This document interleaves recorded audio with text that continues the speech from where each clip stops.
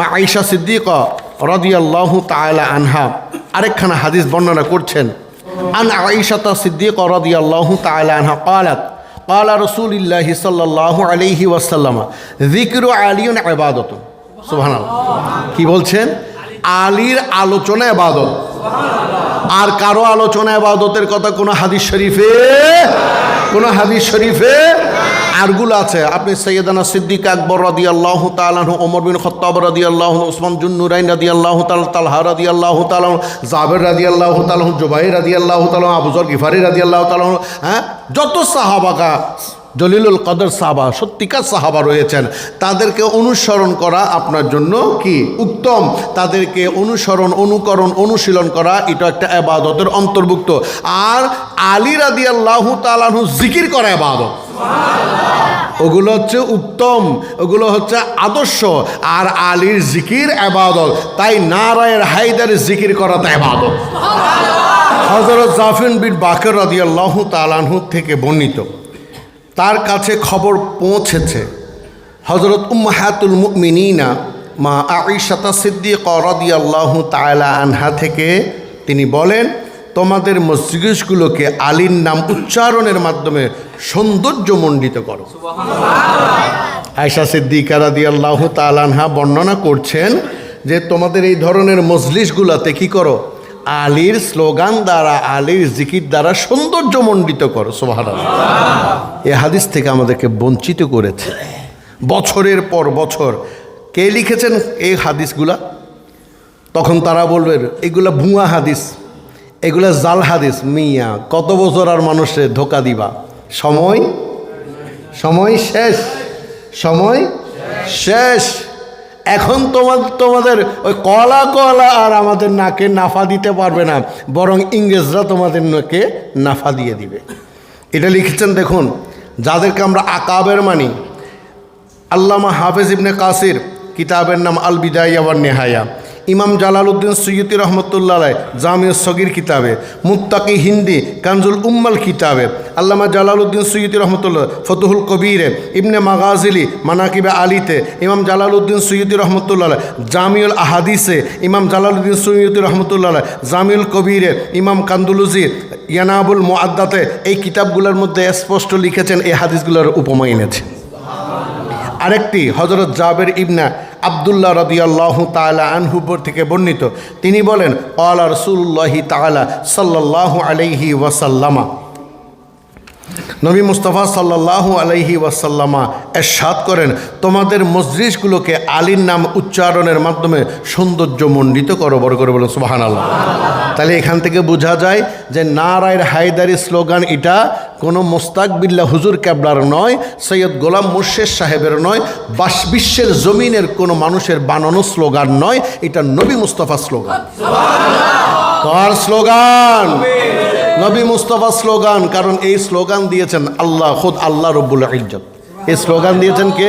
খোদ আল্লাহ রব্বুল ইজ্জত। আল্লাহ রব্বুল ইজ্জত কোরআনুল মজিদের মধ্যে একটা কথা ঘোষণা করছেন, ফাতালাক্কা আদামু মিন রাব্বিহি কালিমাতি ফাতাবা আলাইহি ইন্নাহু হুয়াত তাওয়াবুর রহিম। আল্লাহ রব্বুল ইজ্জত আদম সফিউল্লাহ আলাইহিস সালাতু ওয়াস সালামের সাথে রাগ করেছিলেন, অভিমান করেছিলেন, ঠিক না ঠিক? গুন্দমের কাছে যাইতে মানা করেছিলেন, তিনি গুন্দমের কাছে গিয়েছেন এই কারণে। তো রাগ করার পর, অভিমান করার পর, গোস্সা হওয়ার পর আল্লাহ রব্বুল ইজ্জত তাদেরকে দুনিয়ার জমিনে পাঠিয়ে দিলেন। পাঠিয়ে দিয়েছেন না? আসলে কি রাগ করেছেন? আসলে কি পাঠিয়ে দিয়েছিলেন? রাগ করে পাঠিয়েছেন? প্রেম খেলা এশকের মামেলা সবে জানে না, প্রেমিক বিনে আল্লাহর দিদার কখনো মিলবে না রে। প্রেম খেলা এশকের মামেলা সবে জানে না। এটাকে কেন্দ্র করে অনেকে বলেন আদম গুনাহ করেছে। বড় করে বলুন না। নবীরা মাসুম, এই কথা কোরআন ঘোষণা করার পর যে এই কথা বলে, এমন মাওলানার পেছনে নামাজ পড়াটা জায়েজ? সে আল্লাহর সাথে বিক্রয় করেছে, সে ওই মুনাফিকের দলে। সে কোন দলে? মনে রাখবেন, ওই মুনাফিকের দলে যাওয়া যাবে। আল্লাহ বলেছেন, কোরআনে বলেছেন, নবীরা মাসুম। বলিরা মাসুম নন, ওলিরা মাহফুজ। সব ওলি মাসুম। তো নবীরা মাসুম, বলিরা মাহফুজ। সব ওলি মাসুম নন, ওলিরা মাহফুজ। সব ওলি মাসুম নন, ওলিরা মাহফুজ। সব ওলি মাসুম নন, ওলিরা মাহফুজ। সব ওলি মাসুম নন, ওলিরা মাহফুজ। সব ওলি মাসুম নন, ওলিরা মাহফুজ। তো এখন তাকে পাঠিয়ে দেওয়া হলো। পাঠিয়ে দেওয়ার পর আদমকে পাঠালেন কোথায়? শ্রীলঙ্কার সিংহলে। আর মা হাওয়াকে পাঠালেন জিদ্দার মধ্যে, তার রওজা জিদ্দায় আছে এখনো। তো তারা দুজন একত্রিত হলেন, যেটাকে বলে জবলে রহমত। তারা সেখানে 300 বছর মতান্তর অনেক বছর কান্নাকাটি করেছেন। এগুলো কথিত আছে, হাদিসও আছে, ইতিহাসেও আছে। তো কান্নাকাটির এক পর্যায়ে ফাতালাক্কা আদামু মির রাব্বিহি কালিমাতি, আল্লাহ তাবারক তাআলার পক্ষ থেকে আদমের অন্তরে কিছু কথা জাগ্রত হলো, কিছু কথা জাগ্রত হলো। আবারও বলছি, আদম কান্না করেছেন 300 বছর। কিসের জন্য? আল্লাহ অভিমান করেছেন সেই জন্য। এই 300 বছর কান্নাকাটি করার পর আল্লাহ কিছু শিখিয়ে দিলেন। কি শিখিয়েছেন কে জানে? কি শিখিয়েছেন এটা আল্লাহ এবং আল্লাহ রাসূলই ভালো জানেন। এই কথাগুলো যখন শিখিয়ে দিলেন, আদম এবং হাওয়া আলাইহিস সালাতু ওয়াস সালাম ওই কথাগুলোর উপর ভর করে, ওসিলা করে, ওই কথাগুলোকে স্মরণ করে, ওই কথাগুলোর বিনিময়ে, ওই কথাগুলোর মাধ্যমে দোয়া করলেন আল্লাহর দরবারে। ফাতাবা আলাইহি, অথবা আল্লাহ তাবারক তাআলা তাদের তওবাকে কবুল করলেন। ইন্নাহু হুয়াত তাওয়াবুর রহিম, তাদেরকে ক্ষমা করে দিলেন দয়াময় আল্লাহ রব্বুল ইজ্জত। তাদেরকে কি করলেন? ক্ষমাশীল আল্লাহ ক্ষমা করে দিলেন। এখন একটা প্রশ্ন তো জেগে যায়, কি শিখিয়ে দিয়েছিলেন? আমরা তো অনেক সময় বলে থাকি, শিখাইয়া দে তুই আমারে কেমন করে তোরে ডাকি, একবারে তো শিখাইয়া দে জন্ম ভরা ডাকা ডাকি। ঠিক না বটে? আমরাও চাই আমাদেরকে একটু শিখিয়ে দেন, জানাইয়া দেন, ভুলভ্রান্তিগুলো সহ্য করে দেন। তাই যখন এই কথাটা বললেন যে কিছু শিখিয়ে দিয়েছে, তখন রইসুল মুফাসসিরিন হযরত আব্দুল্লাহ রাদিয়াল্লাহু তাআলা আনহু, হযরত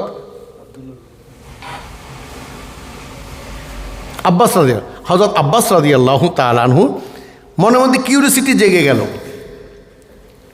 কিউরিসিটি জাগার পর তিনি একদিন এনিওয়ে সরকার দু আলমের দরবারে জিজ্ঞেস করলেন, ইয়া রাসূলুল্লাহ সাল্লাল্লাহু আলাইহি ওয়াসাল্লাম, যে আল্লাহ রব্বুল ইজ্জত যে আদম এবং হাওয়া আলাইহিস সালাতু ওয়াসসালামকে কিছু শিখিয়ে দিয়েছিলেন, সেই বিষয়টা কি, সেই জিনিসগুলো কি ছিল, আমাদেরকে কি বলবেন কি?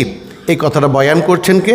হযরত আল্লামা জালালউদ্দিন সৈয়দী রহমতুল্লাহ আলাইহ তার কিতাবের নাম তফসিরে দুররে মনসুরের প্রথম খণ্ড 147 পৃষ্ঠার মধ্যে সেই ঘটনাটা বর্ণনা করছেন। যে এইভাবে হযরত ইবনে নাজ্জার ইবনে আব্বাস থেকে বর্ণিত, তিনি বর্ণনা করেছেন যে তিনি বলেছেন, আমি আল্লাহ রসুল সাল্লাল্লাহু আলাইহি ওয়াসাল্লামকে ওই কথাগুলো বা কালেমাত সম্পর্কে জিজ্ঞেস করলাম, ইয়া রাসূলুল্লাহ সাল্লাল্লাহু আলাইহি ওয়াসাল্লাম, যা হযরত আদম আলাইহিস সালাতু ওয়াসসালাম আল্লাহর কাছ থেকে শিক্ষা গ্রহণ করেছিলেন এবং যার ফলে তার দোয়া কবুল হয়েছিল।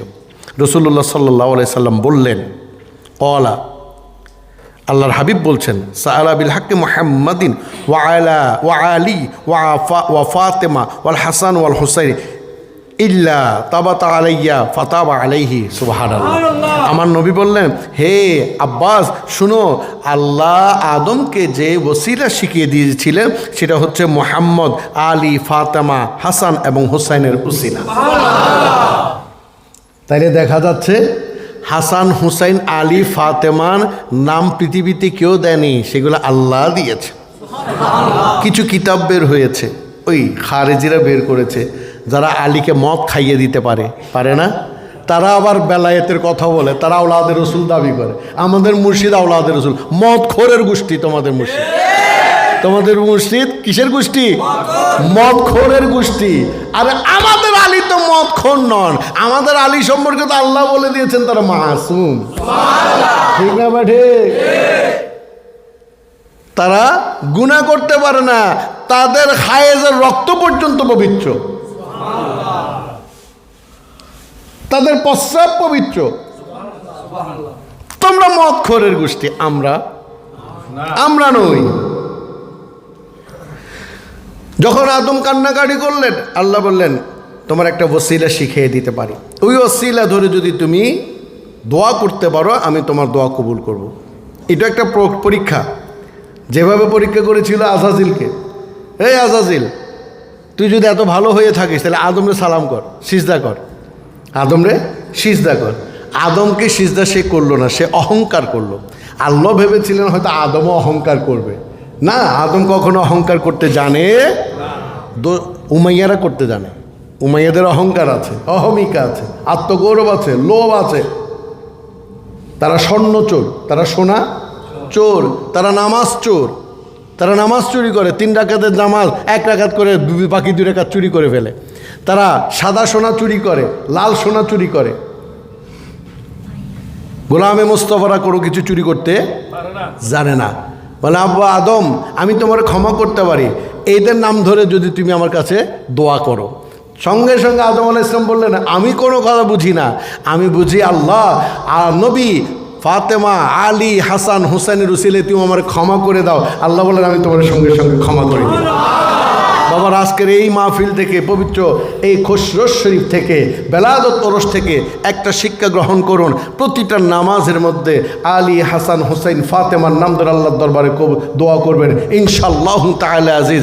এটা হচ্ছে পরীক্ষিত আমল, আমার বাবাদের মাধ্যমে হয়েছে, আমার মায়ের মাধ্যমে হয়েছে, আপনারও হবে। আপনিও তাদের উসিলায় দোয়া করবেন, ইনশাআল্লাহ আপনার দোয়া আল্লাহ কবুল করে নেবেন।